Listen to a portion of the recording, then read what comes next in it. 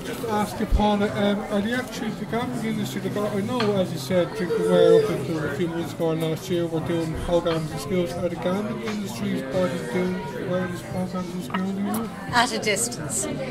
So what we're seeing here is actually a very sophisticated approach. So the Gambling Awareness Trust is funding some gambling resource officers within family resource centres that are funded by the Department of Children in Tusla, that are long established, that are really well respected, and they're part of the backbone of many disadvantaged communities across Ireland. So what they're now, those workers who are funded by the Gambling Awareness Trust have started doing awareness evenings and talks in school for parents, for teachers and for children.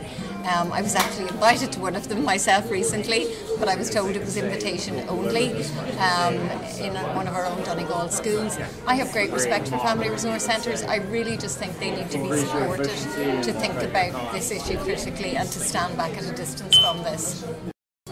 Last year, for a few years, yourselves, Paula, in the Alcohol Forum, called for the alcohol industry funded Drink Aware organisation not allowed to present skills, and you were successful in that. So, what specifically are you calling for? The governing body not to have any power?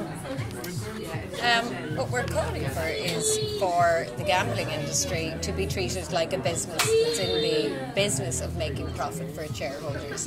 What we want the health agencies, the Department of Health, the Department of Children, the Department of Education, to meet what their job is. And their job is to protect children, to protect health, to protect, the interests of the people of Ireland. So we want to see that separation out of those things, and we're saying very clearly that we want government to remove the necessity for addiction services in Ireland to be accepting money from the gambling industry.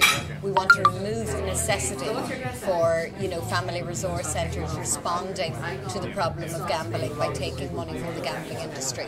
So the responsibility for those things does not lie necessarily at the door of the groups and organisations that are accepting the money.